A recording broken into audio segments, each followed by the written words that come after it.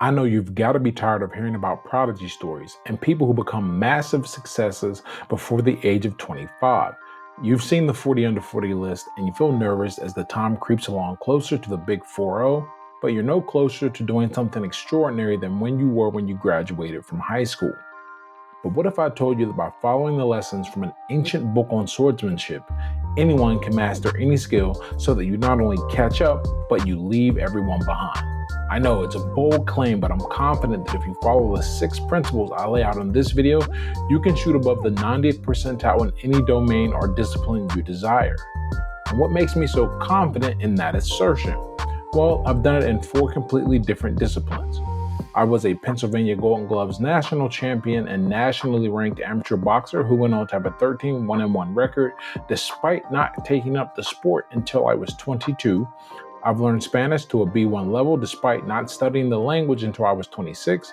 I have a degree in physics and a minor in mathematics despite not going back to school until 30 and also failing most of my math classes in high school and not even graduating.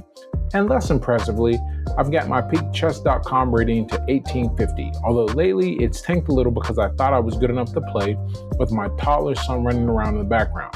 Spoiler alert, I'm not. If you have a strategy, then you can master anything. Or at the very least, you can become much better than the average person in an above average time frame. During this journey of learning how to box, chess, speak Spanish, and learn physics, I learned how to learn, and one of the most unlikely sources of instruction was from Miyamoto Musashi's The Book of Five Rings. The first time I read the book was because I thought it would give me a competitive advantage in the ring. Before Floyd Money Mayweather was bragging about going 50-0 as a pro boxer in the relatively safe confines of a boxing ring with padded gloves, a referee, and rules, Musashi retired undefeated from a career of wandering the Japanese countryside and picking over 60 sword fights to master the deadly sword fighting art of Ichin Ryu. And we know he went undefeated in over 60 bouts because he lived to tell about it before passing on peacefully in retirement as a bit of a hermit.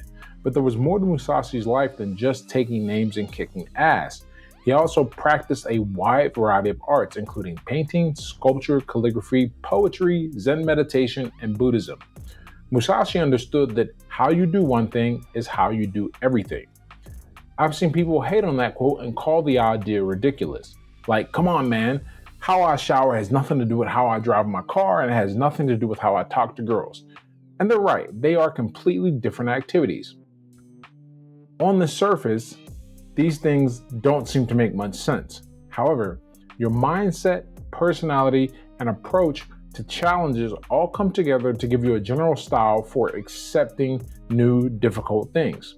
While the tactical mechanics of your approach appear to be different, the strategic approach is the same whether you're learning another language, how to calculate the motion of projectile objects, or how to knock a guy's head off. Musashi understood this perfectly almost 400 years ago when he said, if you know the way broadly, you will see it in everything. Although we are well beyond the age of swords, the lessons for learning and polymathic development laid out in the Book of Five Rings are still applicable in the modern world.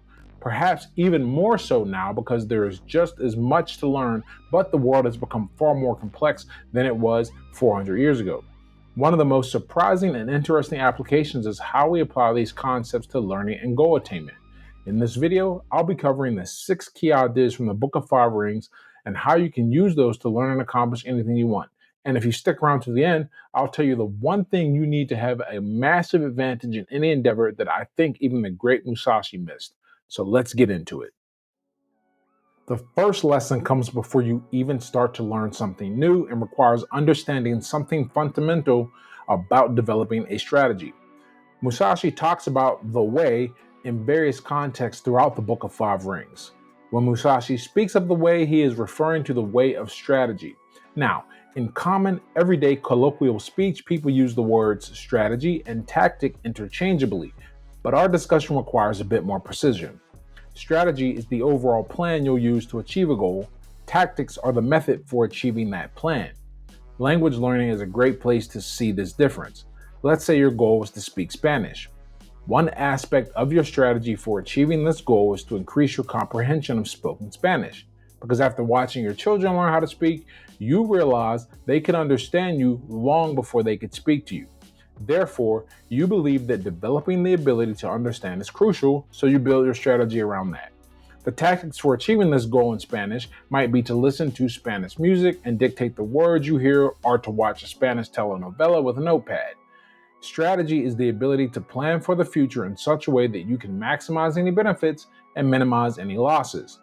In fact, I like to say a great strategist is indistinguishable from an accurate fortune teller. If you did just those things, plan strategically, you'd be able to create more opportunities, have fewer problems, and be more satisfied overall. Your particular skill set doesn't matter nearly as much as your ability to live strategically. This is the first lesson: developing a proper strategy.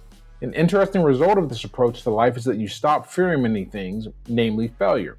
When you live with intention, as a strategic mindset forces you to do, you understand that there are no losses, just learning lessons. You see there are no setbacks, only setups.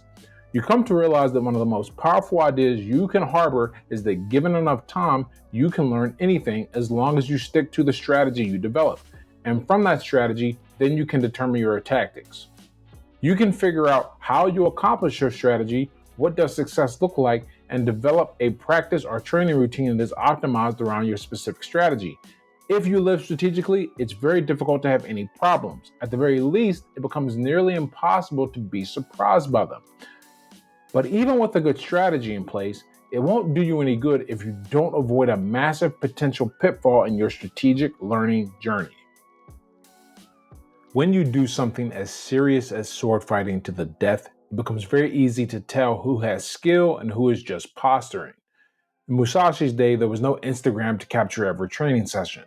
The only way to know who was good was whether they could fight or not, and the only way to know that was by fighting. So why fake it like you have the skill when you eventually get exposed, and when you get exposed, it will likely lead to your death. Because the rush of fame and recognition is more addictive than the anguish of being exposed is painful, even if it meant losing your head. Musashi observed this phenomenon in his time when he wrote, "Recently there have been people getting on in the world as strategists, but they are usually just sword fencers."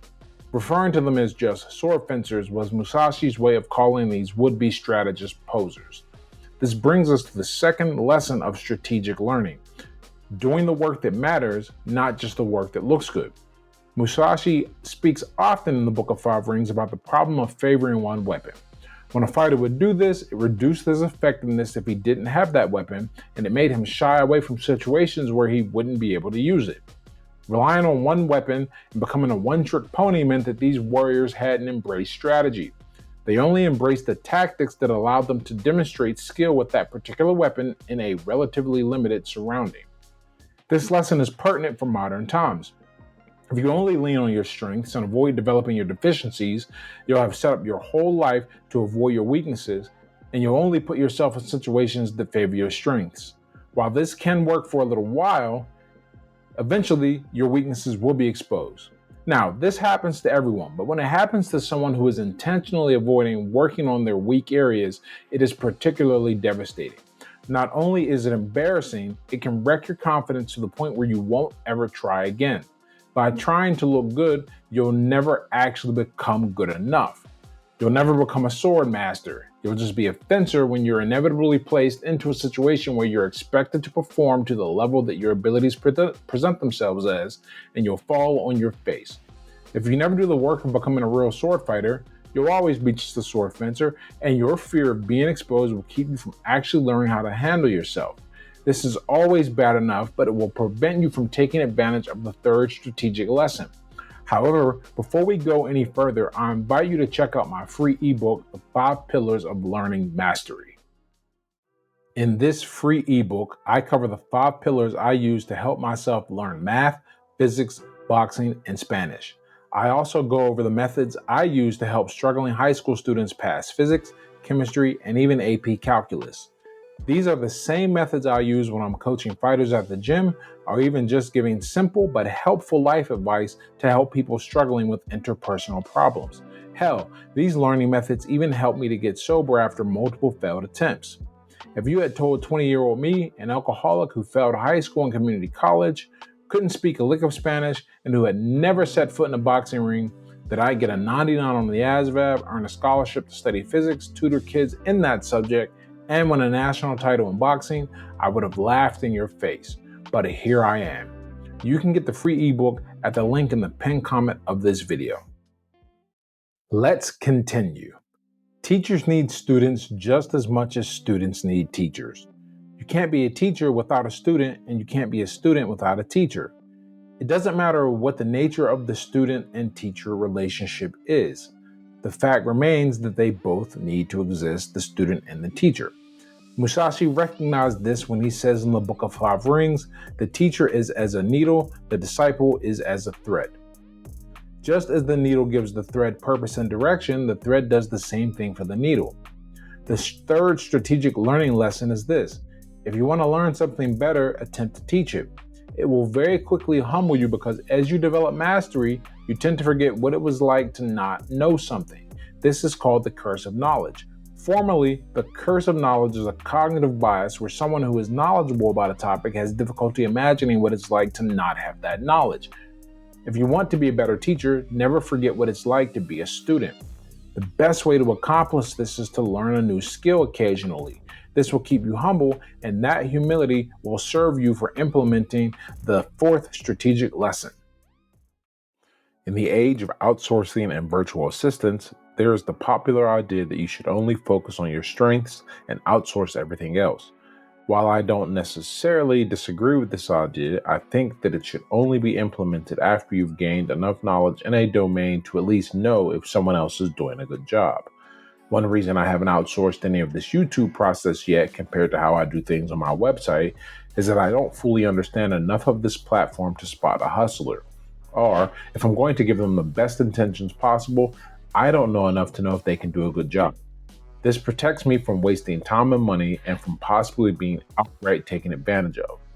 Musashi didn't have guys dropping in his DMs pitching him services, nor did he have the option of hiring virtual assistants from the Philippines, but his experience in battle taught him the folly of never working on your weak areas.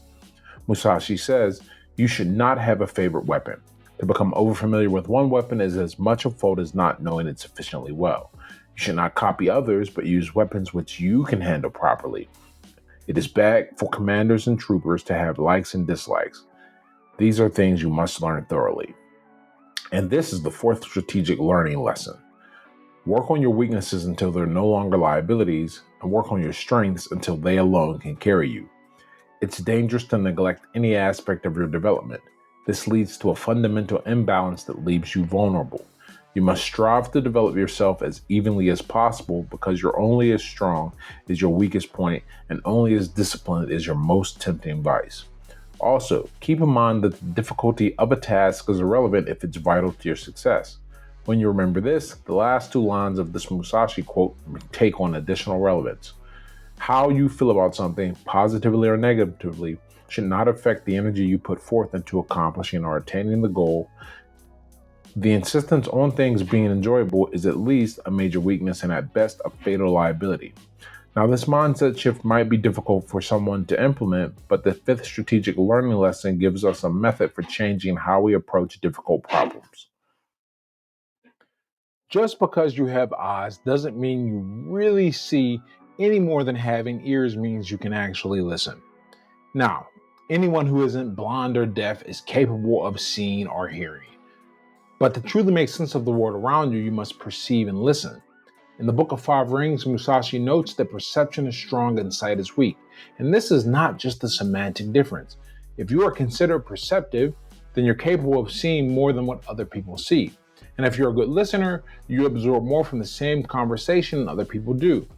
We aim for perception because it allows us to read between the lines, discover intent, and discern the true essence of things. The fifth strategic learning principle is to change your perspective when looking at problems. When you can perceive a thing from all angles and distances, almost all mysteries about it will vanish. Many people get stuck looking at situations in only one way, limiting their capabilities and capacity for progress. Musashi cultivated his ability to shift perception by taking on different projects that developed his different abilities. In the Book of Five Rings, he tells us that in strategy, it is important to see distant things as if they were close and to take a distance view of close things. Now, it may feel like more work to force yourself to consider changing views and consider different angles. But it's in this diligence of inspecting your surroundings that you're able to learn as much as you can about them. That knowledge is powerful because it keeps you from being surprised by something that could have easily been caught had you just looked harder. Aim to develop your perception so you aren't fooled by what the world shows you. This perception helps you to see new solutions to old problems that your competitors are stumped by. Approach people this way as well. View strangers as if they are close friends and close friends as if they were strangers. When you see things differently, you'll catch something new that you previously missed, but solves all of your problems, academic, personal, or otherwise. But changing your perspective is useless if you don't implement the next and final strategic lesson. The only thing worse than doing the right things and losing is doing the wrong things and winning.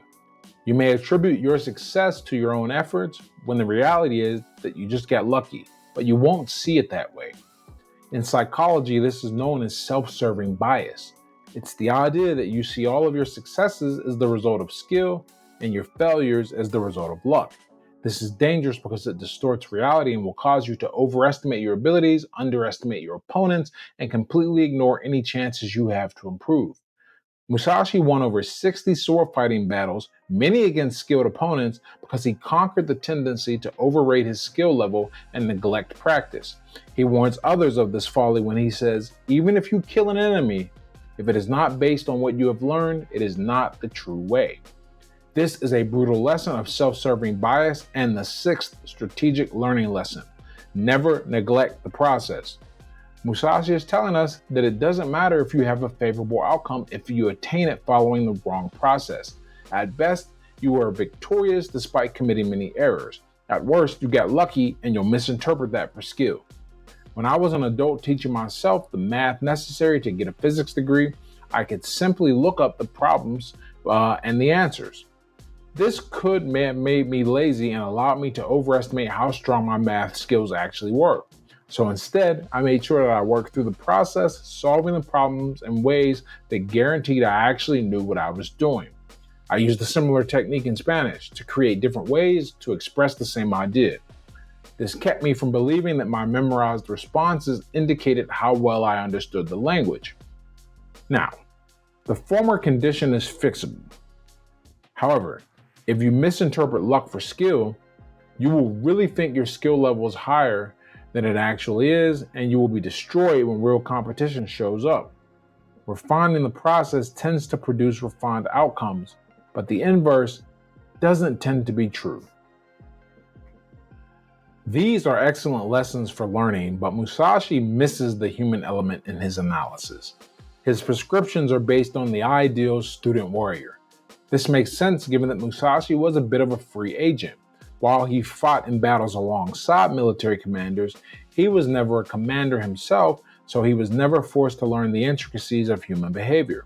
Therefore, we have to look at his lessons as best for learning skills. But when it comes to working with others and managing other people, The Art of War is an ancient Chinese classic from which we can learn about the aspects of strategic thinking and learning applied to more of a group setting. In this video here, I break down the lessons from The Art of War and how you can use those to kick ass at life. If you thought this video on the Book of Five Rings was useful, The Art of War will change your life.